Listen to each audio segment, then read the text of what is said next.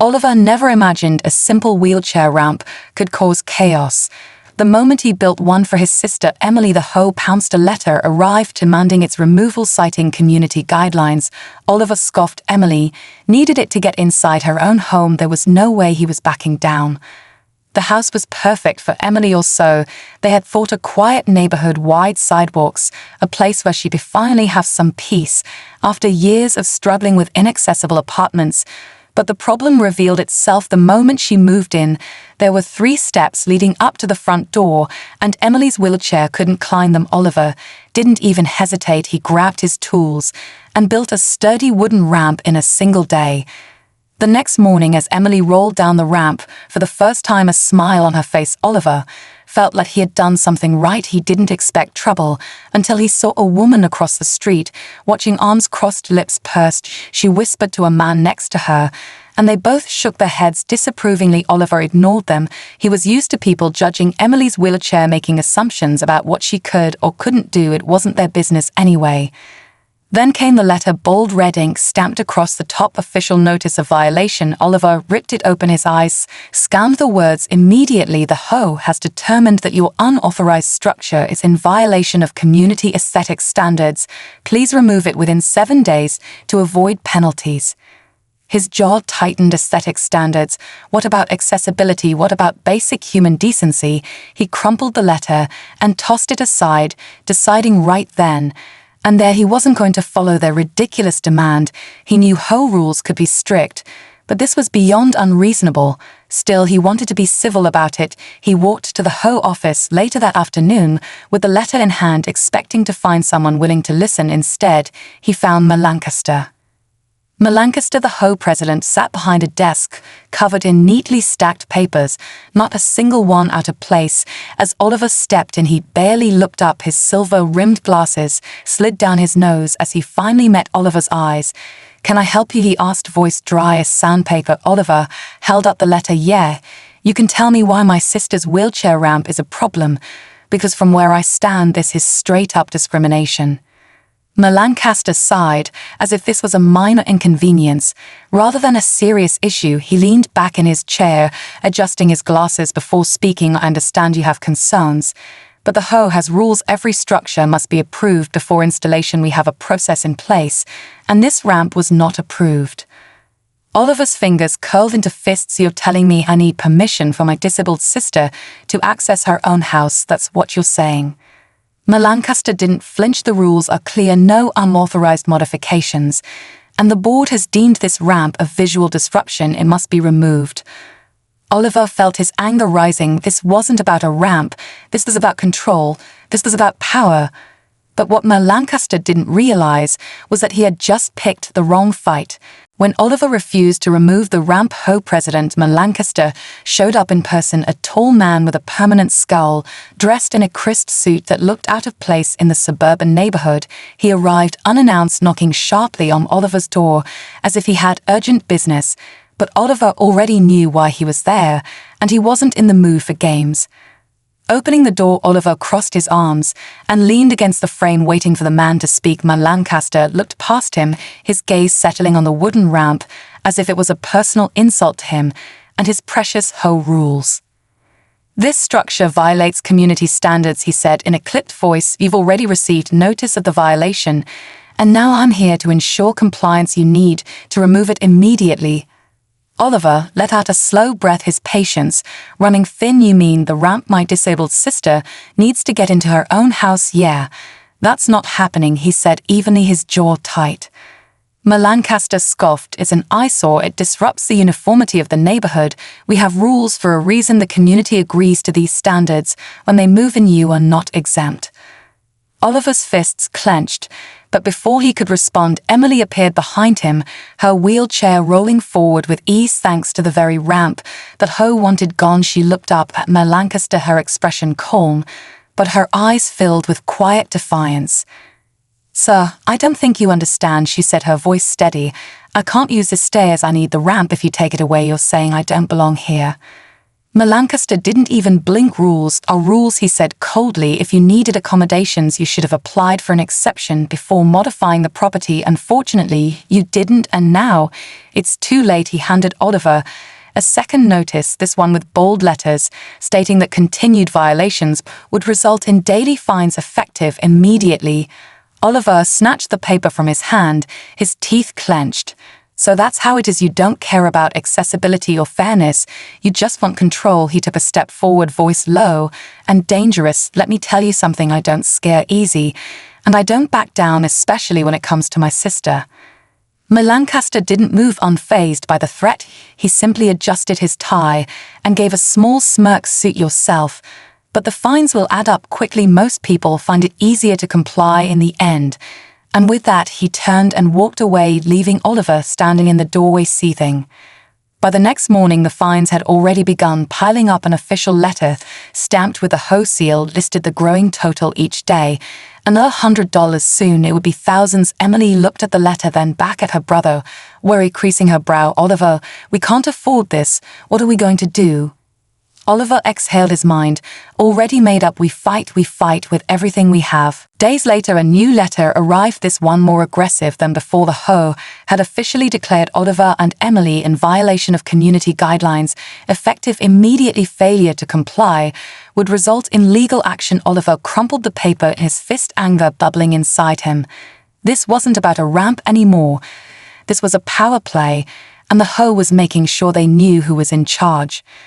Emily watched him from the kitchen table, her fingers gripping the armrests of her wheelchair. She had been fighting battles her whole life. Inaccessible stores, rude stares, people assuming she was weak. She had learned to pick her fights, but this wasn't just about her anymore. What if they did this to someone else, someone who didn't have a brother willing to stand up for them? Oliver wasn't about to let that happen without a fight. He grabbed his laptop and started researching HOA regulations and disability laws, his eyes scanning page after page of legal documents. Then he found a federal law stating that denying reasonable accommodations for disabled residents was a direct violation of the Americans with Disabilities Act. A slow, determined smile spread across his face. "Got you," he muttered under his breath. The next day, Oliver walked straight into the HOA office. The receptionist barely looked up before pointing to the conference room, where Lancaster and 2 other board members sat waiting as if they had expected him. Oliver took a seat across from them, laying a printed copy of the ADA guidelines on the table. Lancaster barely glanced at it before folding his hands together, looking unimpressed. "Taylor," he said with that same smug tone, "you have been given multiple warnings. We have been more than patient. But if you do not remove the ramp immediately, we will escalate this matter to legal action, and you will be responsible for all associated costs." Oliver leaned forward, his voice calm but firm. "Actually, I was hoping you'd say that, because what you're doing is illegal under federal law. Denying a disabled person reasonable accommodations violates the ADA, and that means if you take me to court, you're not just fighting me, you're fighting the Department of Justice." Lancaster's smirk wavered for the first time. The board members exchanged glances, uncertainty creeping into their expressions.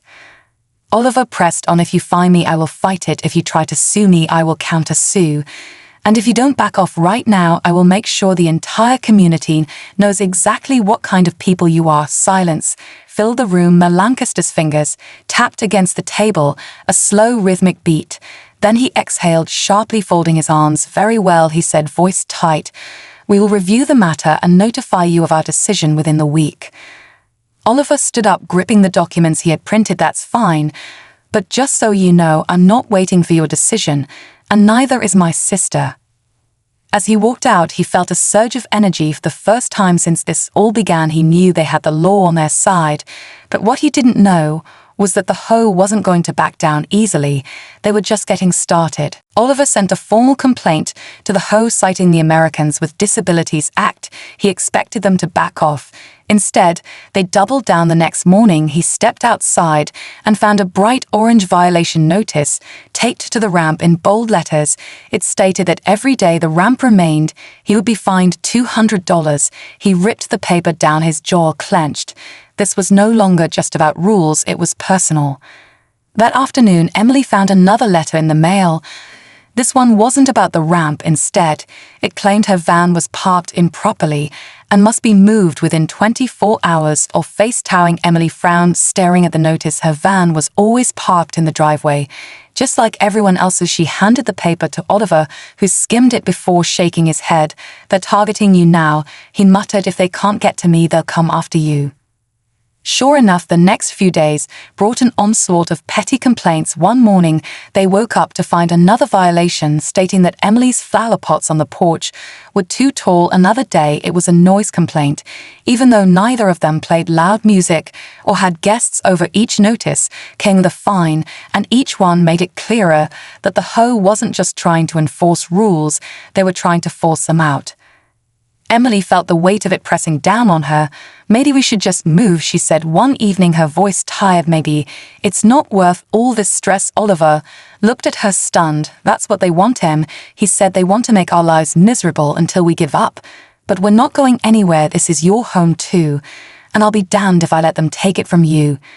Determined to fight back, Oliver took the case public. He reached out to local news stations, sending them copies of the HOA violations alongside the federal disability laws they were breaking. At first, there was no response. But then 2 days later, a reporter called him wanting an interview. Within hours, a camera crew was parked outside their house filming as Oliver and Emily told their story to the world. Lancaster and the HOA board members refused to comment, but the pressure was mounting. Neighbors started whispering some of them had been harassed by the HOA before, but none had ever fought back as publicly as Oliver and Emily had. Soon support started pouring in. A few neighbors even left anonymous notes in their mailbox saying they stood with them. One even slipped a donation to help with the ridiculous fines. But the HOA wasn't done that night. As Oliver was locking up, he noticed something strange. The ramp, which had been perfectly stable that morning, was now wobbly. He stepped closer, inspecting the bolts, his stomach twisting with rage. Someone had loosened them enough that if Emily had tried to use it, she could have fallen. He grabbed his phone and called the police, reporting it as an act of vandalism. They took a report, but with no cameras and no witnesses, there was little they could do. The next morning, Oliver installed security cameras around the house. If the HOA or anyone else tried something again, he would have proof. But he knew now that this was more than a legal battle. It was a war, one they weren't going to fight alone, because by now the entire town was watching, and the HOA was about to learn that they had picked the wrong fight. A neighbor secretly handed Oliver a copy of an internal HOA email. It was worse than he thought. They weren't just targeting Emily, they were mocking her, calling her a problem that needed to be handled. His blood boiled. If they wanted war, they were about to get one. He leaked the email online, and within hours the story exploded.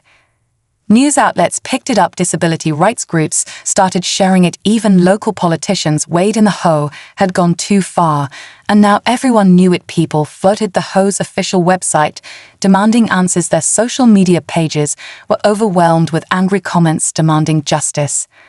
Lancaster tried to do damage control, but the more he spoke, the worse it got. During a hastily arranged HOA meeting, he stood at the podium facing a packed room of furious residents, flanked by board members who suddenly looked less confident than usual. "We understand there has been some concern about recent enforcement actions, but we stand by our policies," he said, voice stiff and controlled. "You mean your policies that violate federal law?" Oliver interrupted, stepping forward, his voice carrying over the murmurs of the crowd. "Because that's what this is. This isn't about neighborhood standards. This is about you discriminating against my sister and trying to push her out." Lancaster's expression darkened as if he had been waiting for this moment. "Taylor, you and your sister have created unnecessary conflict in this community. If you had simply followed proper channels, none of this would have been an issue. But instead you have chosen to involve the media and spread false narratives." "False narratives?" Oliver pulled out his phone and raised it up. "You mean this email, the one where you and your board called my sister a problem that needed to be handled, where you talked about fining her into submission so she'd leave the neighborhood?" A hush fell over the room as gasps and whispers spread like wildfire. Lancaster's face turned pale, a bead of sweat forming at his temple. "This is a private matter," he said quickly. "We do not discuss internal communications in public, But Oliver wasn't done. He turned to the crowd. "Let me tell you something about private matters. My sister can't walk up the stairs. That's not private. It's reality. She needs that ramp to live here. That's not private. It's a basic human right. And this man right here has been trying to take that away from her because he thinks his power is more important than her dignity." A woman in the back stood up. "My mother uses a wheelchair," she said sharply. "I had no idea this was happening. I would have spoken up sooner." Another man rose. "My brother has a disability. I never thought about how these rules might affect him." Then one by one people stood up, speaking out against the HOA, sharing their own experiences with unfair fines and harassment stories of small infractions turning into legal threats, of elderly residents being bullied into compliance. Even those who had stayed silent until now finally had enough. Lancaster's composure cracked. "This meeting is over," he snapped. But no one listened. The tide had turned. People were no longer afraid of him or his board. The next morning, the HOA's legal team sent a notice to Oliver and Emily, stating that all fines against them were being dropped. But Oliver wasn't celebrating yet. He knew this wasn't just about money. It was about making sure this never happened again. Because if they thought he was going to stop now, they were dead wrong. The next morning, Oliver woke up to dozens of messages. His story had gone viral. Disability advocates were reaching out, offering legal support. Even a local congresswoman had shared the story, calling for an investigation into the HOA's actions. But Oliver knew the fight wasn't over, not yet, because while the HOA had dropped the fines, they still hadn't admitted wrongdoing, and the Lancaster was still in charge. As Oliver sipped his coffee, scrolling through the latest news, Emily rolled into the kitchen, her eyes tired, but determined. She had seen everything online, the outpouring of support, the growing backlash against the HOA.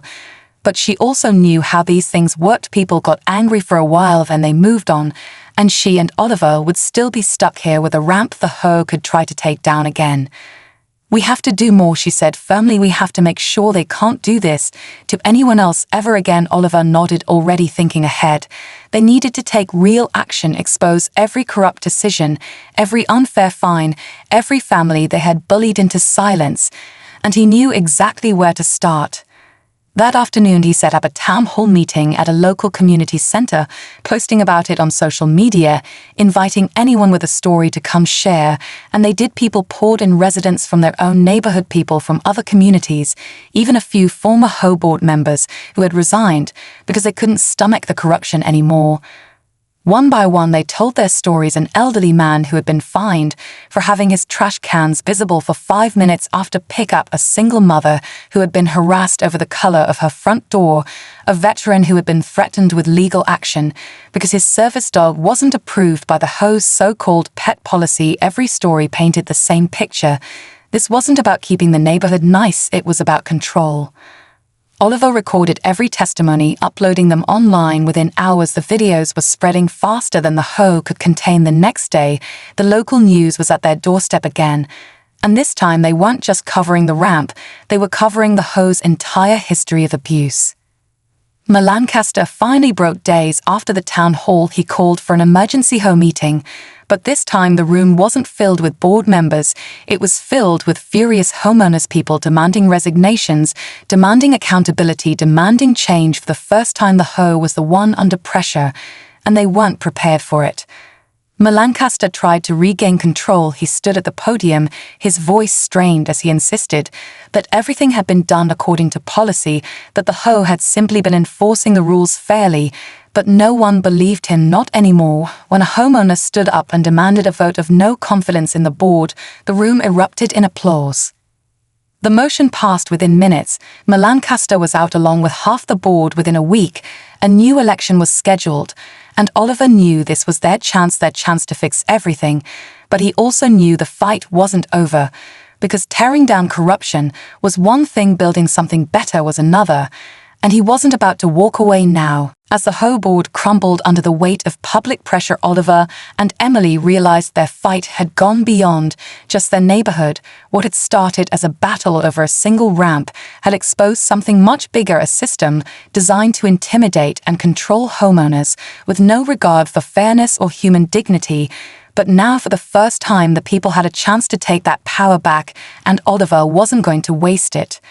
The community election was set for the following week, and almost overnight, the atmosphere in the neighborhood shifted. Neighbors who had once stayed silent now openly spoke about their frustrations. New candidates stepped forward, people who wanted change, not control. And for the first time in years, there was hope that things could actually be different. Lancaster, however, wasn't done. While he had been forced to step down as HOA president, he still had allies on the board, people who had benefited from the old system. And they weren't about to let it go without a fight. Rumors began spreading, lies that Oliver and Emily were trying to destroy the HOA entirely, that without strict enforcement property values would plummet, that if they won the neighborhood would fall into chaos. Oliver expected this, but what he didn't expect was the smear campaign targeting him directly. Anonymous flyers appeared in mailboxes, calling him a troublemaker, a liar, claiming he had exaggerated everything about the ramp and the fines, that he was just trying to stir up drama for attention. Emily found one crumpled in their yard, and her hands shook as she held it up. "They're scared," she said softly. "That means we're winning." But Oliver knew fear made people dangerous, and when he saw a familiar car parked near their house late at night, he realized they weren't just dealing with words anymore. Someone was watching them, waiting for them to slip up, to make a mistake that could be used against them. So Oliver did the only thing he could. He stayed vigilant. He made sure the security cameras were running at all times. He documented every suspicious incident, every whisper of harassment, every moment that proved the corruption still ran deep. And when he finally got the proof he needed, he knew it was time to strike back. The night before the election, Oliver stood in front of a packed room at the community center with Emily by his side. People watched him with anticipation, some hopeful, some skeptical, all waiting to see if he had what it took to finish what he started. "I never wanted to be here," he began, voice steady. "I never wanted to fight with my neighbors over something as simple as a ramp. But when people in power use rules to hurt instead of help, when they target the vulnerable instead of protecting them, then we don't have a choice. We have to stand up and fight back." And that's exactly what we did. He held up his phone, turning the screen to the crowd, showing them the footage he had captured. Board members caught discussing ways to manipulate the election. HOA officials admitting they had exaggerated fines just to force people into compliance, and worst of all, a recording of Lancaster himself saying that he didn't care about the law, that as long as he had control, no one would dare challenge him. Gasps filled the room, followed by murmurs of outrage. People looked at each other, realizing just how deep the deception had run, and one by one they turned to Oliver, nodding in agreement, ready for change, ready for something better. By the end of the night, the choice was clear. Tomorrow they would vote. Tomorrow they would decide if they were going to take their community back.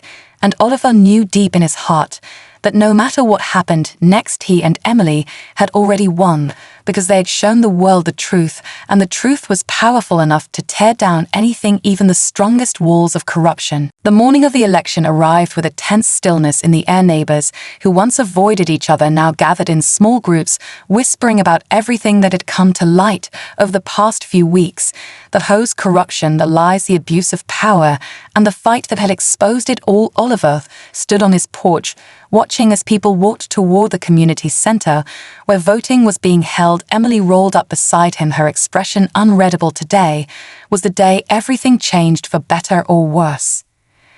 They arrived at the voting site to find a massive crowd waiting in line, more people than had ever shown up for an HOA election before. Some smiled at Oliver, nodding in quiet support. Others still looked wary, hesitant, as if unsure what to believe. But he knew the truth was out there now. No matter how much the old board tried to control the narrative, people had seen the evidence for themselves.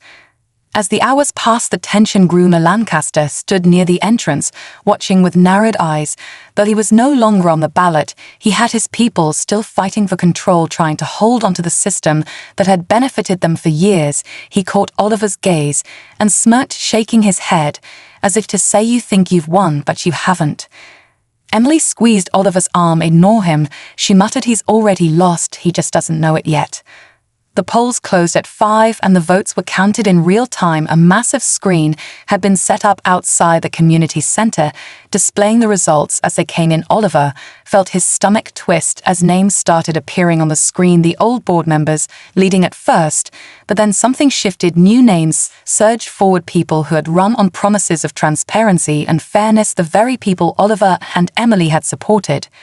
The crowd murmured, excitement building as the numbers continued to change. Then, finally, the results locked in and the announcement came over the speakers. Every single one of the old board members had been voted out.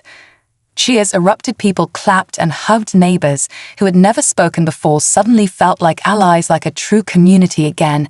Emily turned to Oliver, eyes shining with relief. "We did it," she whispered, voice almost disbelieving. Oliver exhaled slowly, feeling the weight of weeks of stress finally start to lift. But just as the celebration began, a sharp voice cut through the noise. "This isn't over." The crowd turned to see Lancaster standing, rigid, fury burning in his eyes. "You think replacing the board changes anything? The HOA has rules, laws that don't just disappear because you don't like them. Enjoy your little victory, but you'll see nothing really changes." Oliver stepped forward, meeting his gaze. "Head on your right," he said calmly. "This isn't over, because now we're going to go through every shady rule, every unfair fine, every decision made under your leadership. And we're going to fix it. We're going to make this neighborhood a place where people aren't afraid of their own community, and there's nothing you can do to stop us." Lancaster's face twisted in anger, but he had no response, no power left to wield, no board members to back him up. The people had spoken, and for the first time in years their voices had actually mattered. As the crowd started to disperse, neighbors came up to Oliver and Emily, thanking them, shaking their hands, offering to help with the changes ahead, because this wasn't just about them anymore.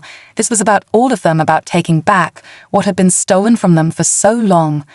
That night, as Oliver and Emily sat on their porch watching the sunset, she looked at him and smiled for the first time in weeks. She wasn't worried about what might come next, because whatever happened, they had already won. The next morning, Oliver woke up feeling lighter than he had in weeks. The weight of constant battles, endless fines, and the fear of what the HOA would do next was finally gone. But he knew the fight wasn't truly over. Change wasn't just about removing the people in power. It was about making sure no one like Lancaster could ever control the community again. He stepped outside to get the morning paper, and for the first time in months there was no violation notice taped to the ramp, no threatening letters in the mailbox, just the crisp morning air and the quiet hum of a neighborhood finally waking up without fear. Emily joined him, rolling onto the porch with a steaming cup of coffee. She stretched her arms, letting out a deep sigh of relief. "So what now?" she asked, voice calm but curious. "Now," Oliver said, "now we rebuild." The newly elected board wasted no time. Within days, they held their first public meeting, inviting every homeowner to attend to finally have a say in the rules that governed their own neighborhood. Oliver and Emily sat in the front row listening as the board members addressed the crowd. The first order of business was clear: reviewing every single fine issued under the previous leadership and refunding those that had been unfairly charged. Families who had been forced to pay thousands of dollars in bogus penalties were finally going to get justice. Then came the second issue: rewriting the HOA bylaws to prevent abuses of power. No more ridiculous fines for leaving trash cans out 5 minutes too long. No more targeting disabled residents for needing accessibility modifications. And most importantly, no more secret board meetings where a few people made decisions that affected everyone without their input. As the meeting went on, more neighbors stepped forward to share their experiences, stories of intimidation, harassment, financial stress caused by arbitrary rules. It was clear the old system had been built on fear, and now that fear was gone, people finally felt free to speak up, to demand better, and to work together to create a neighborhood that actually felt like home. But not everyone was happy. Lancaster and a handful of his supporters sat in the back of the room, their expressions dark as they watched everything they had built come undone. He had lost the election, lost his influence, lost his power. But he hadn't lost his arrogance. He stood up suddenly, his voice sharp as he addressed the room. "You're all making a mistake," he sneered. "You think tearing down rules makes this a better place? You think letting people do whatever they want is going to keep property values high? In a year, you'll be begging to have me back." The room fell silent, all eyes turned to Oliver. He stood slowly, his expression calm, but firm. "No one here wants chaos," he said evenly. "We want fairness, we want respect, we want a neighborhood that actually cares about its people, not just its property values. And that starts with making sure no one ever goes through what Emily and I went through again." Murmurs of agreement rippled through the crowd. Mer Lancaster clenched his jaw, realizing there was nothing left for him here. He grabbed his coat and stormed out, slamming the door behind him. And just like that, his reign over the community was finally over. Weeks passed, and the changes became reality. The hoe was no longer a weapon used to control and punish. It was a resource meant to help the community thrive. Oliver and Emily saw the difference immediately. People who once kept to themselves now waved when passing by. Neighbors helped each other with home repairs, shared meals on their porches, laughed together in ways they never had before. The fear that had ruled them for so long was gone, replaced by something much stronger: unity. One evening, as Oliver and Emily sat outside watching the sun dip below the rooftops, she turned to him with a smile. "We really did it, didn't we?" Oliver exhaled, looking out at the neighborhood they had fought so hard to save. "Yeah, we really did."